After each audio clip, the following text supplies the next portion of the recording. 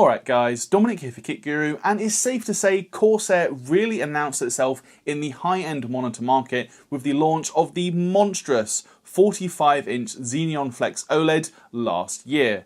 Today though, we are following up with something slightly more conventional but still impressive, a 27-inch 1440p OLED monitor with a 240Hz refresh rate, promising an excellent HDR experience, an infinite contrast ratio, and effectively instant response times. The Xeneon 27QHD240 certainly looks like an impressive monitor on paper, so today we're going to put it through its paces and find out if it is worth buying at the £920 asking price.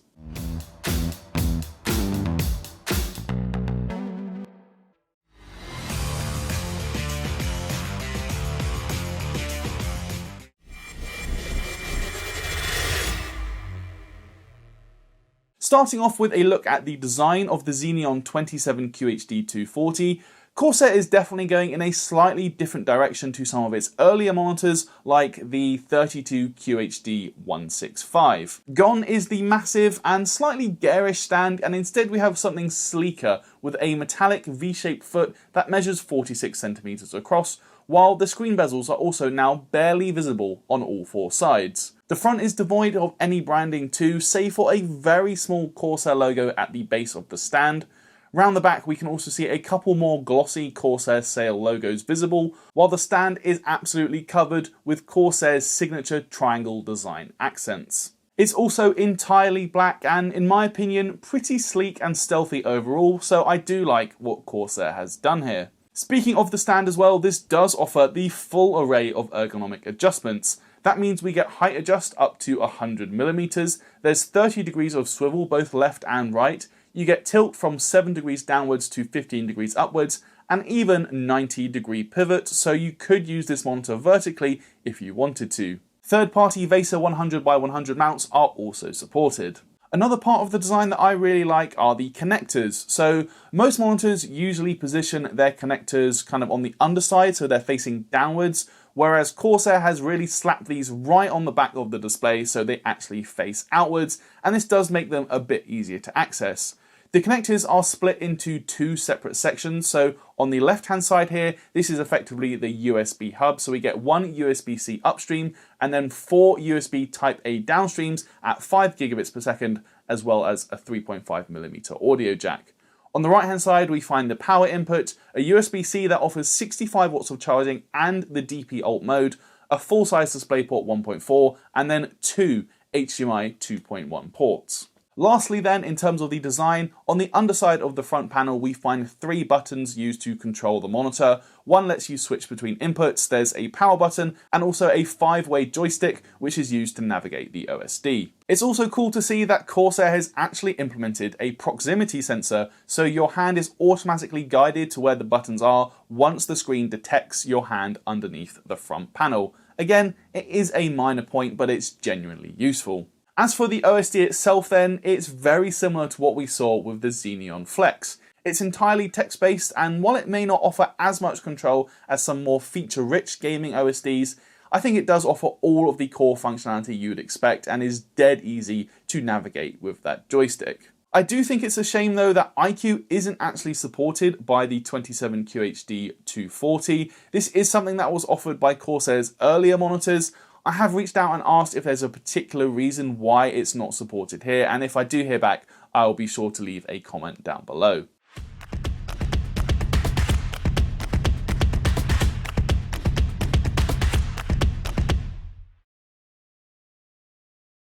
Just before moving on to actual performance then, it is worth touching on some OLED specific features that are included here. I think it's fair to say when you first think of an OLED monitor, burn-in is probably going to be one of the first things to cross your mind, and Corsair has included a couple of features to help mitigate this. These are included under the System Settings tab within the OSD. The first feature is called Orbit, and this will simply move the image by 1 pixel every minute in a clockwise pattern. There's also an image refresh option which takes place after 8 hours of cumulative use and actually happens when the screen is powered off or goes into standby mode, so you don't even know that it's happening. There's one more feature as well that's not actually within the OSD, where after about 8 minutes of idling, the screen automatically starts to dim if it's not being used. I've super fast forwarded this clip, which I actually recorded over 10 minutes, so you can see it in action as well as the orbit feature. Corsair also offers a 3-year warranty with burn-in protection for that extra peace of mind. Considering the Xeneon 27QHD240 does use an LG OLED panel, you will also have to contend with some fringing around text, though to be clear, this applies to all LG OLED panels and is simply due to the screen's RWGB subpixel layout. I do find this quite distracting at times though, and for me it is worse than the fringing you get with a QD OLED monitor. It is absolutely not an issue while gaming though, but if you are doing anything text heavy, then the overall clarity is definitely not as good as you'd expect from an LCD. The last thing to note here then is that the screen does use a matte coating. Of course, there are plenty of pros and cons to either glossy or matte coatings. A lot of it comes down to the environment you're in and your personal preference. So all I'm going to say is that for me, I did most of my gaming in a darker room and the screen was absolutely fine. I had absolutely no issues with the coating, but it's definitely worth mentioning. Moving on to our actual panel testing though, we're going to start off with our SpiderX results. We kick things off then with a look at the gamut performance, which is definitely strong. The 27QHD240 offers 100% sRGB, 93% Adobe RGB, and 96% DCI P3 coverage. It's not quite the claimed 98% P3 gamut, but it's still very good. Out of the box colour accuracy is also decent, but perhaps not mind-blowingly good. We see an average delta E of 2.54 and a maximum of 4.32. As a general rule of thumb, a delta E of less than 3 is considered imperceptible to the human eye, so I guess we are nitpicking here, but we have seen better results from other screens. Calibration did improve this though, but not by a whole lot, as the new average delta E is just 2.26, though the worst offenders have improved, and the maximum delta E is now just 3.5. Brightness testing is next though, and unfortunately one of the weak points for the 27QHD240 is its rather aggressive auto brightness limiter, or ABL. Panel brightness, for instance, drops off sharply when displaying a full screen white image. With 100% APL, we measured luminance at just 143 nits compared to 403 nits with a 25% APL. This behaviour is consistent across the board regardless of how high you set the brightness in the OSD, and it's pretty obvious when using the monitor for real-world activities. There is a setting that can alleviate this problem, however, called Brightness Stabilizer, and this is enabled under the System Settings section of the OSD. This aims to mitigate any fluctuations in brightness due to the ABL by dimming the entire screen. Now, it is effective as we measured next to no difference in luminance regardless of APL with this setting enabled. The obvious downside though is that enabling it does reduce total brightness considerably to just 200 nits at the maximum setting. That could be okay for some users who generally only use their PC in a darker room, but if you are using this screen in a well-lit environment, it's likely to be a real problem. Moving on to our response times then, we're not actually going to spend a whole lot of time here purely because the results are exactly as we'd expect. Considering this is an OLED panel, we get stellar response times across the board. At every resolution tested, we're seeing average grey-to-grey response times below 1 millisecond with minimal overshoot, and some of that can be explained by luminance variation anyway, which is typical of OLED monitors. Of course, these figures don't mean there won't be any motion blur at lower refresh rates. If you're playing a game that's locked to 60 FPS for instance, you will still experience blur due to the grab and hold nature of OLED displays. But for competitive multiplayer games where you can hit 240 FPS, the overall clarity of the image is absolutely fantastic. That's illustrated here by the Pursuit camera images where we're using the Blurbusters UFO test. There is a noticeable increase in clarity at 240Hz, even compared to 120Hz, while 60Hz looks distinctively less lucid. And again, that's despite the response times being near enough identical at all three refresh rates.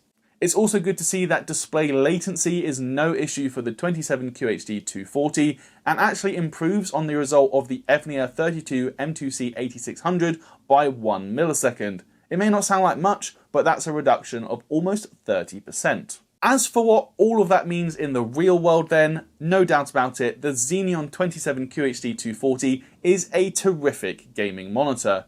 The colour accuracy may not be top tier out of the box, but the image is still very punchy and saturated, aided by OLED's effectively infinite contrast ratio. Pushing frame rates over 120 FPS also results in an incredibly smooth experience. I was actually able to get close to 240 FPS in Call of Duty, and the motion clarity really is superb.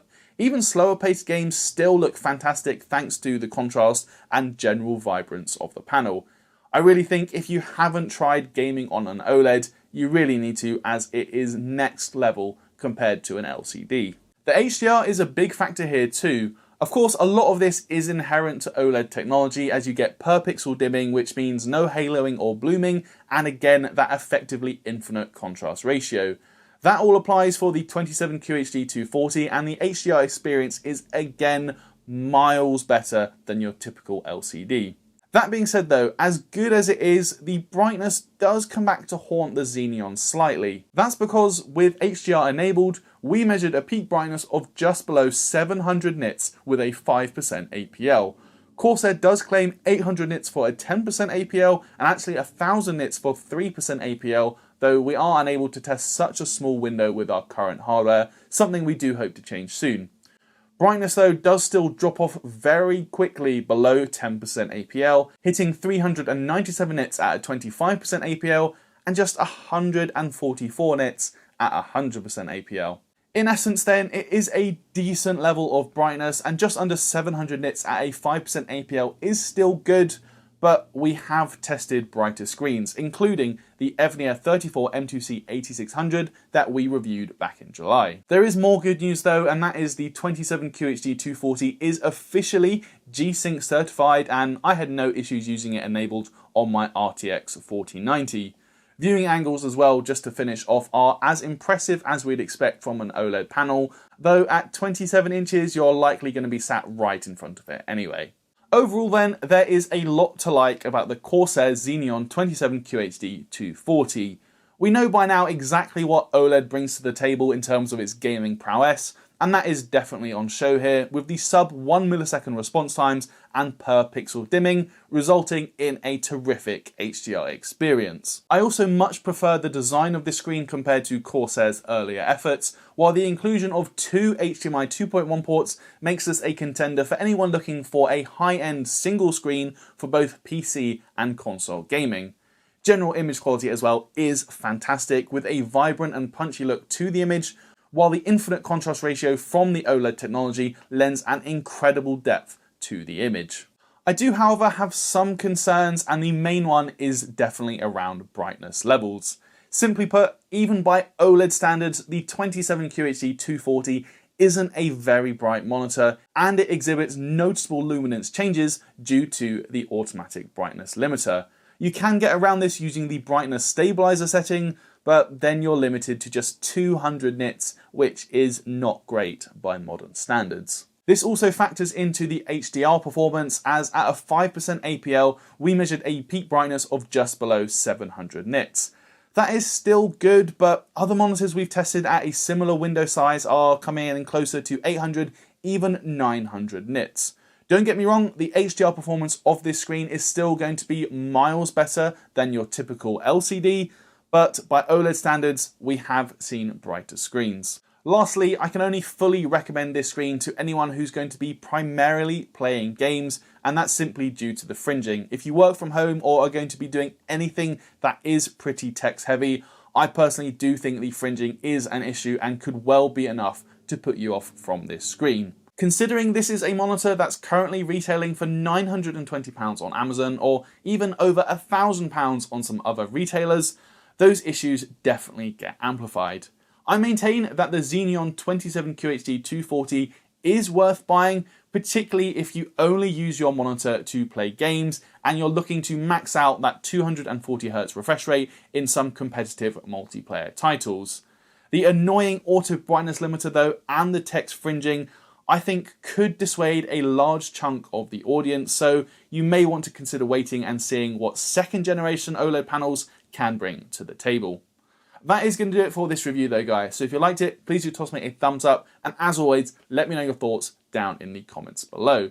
Please do ding that notification bell if you haven't already, and why not hit subscribe while you're there. Down in the description as well, you'll find a link to our Discord server where we'd love to carry on the conversation. And while you're there, you could also consider helping us out by buying one of our t-shirts over on our merch store. And if you are feeling particularly generous, you could even consider backing us on Patreon. That's it for this one though, guys. I'm Dominic for Kit Guru, and I'll see you in the next video.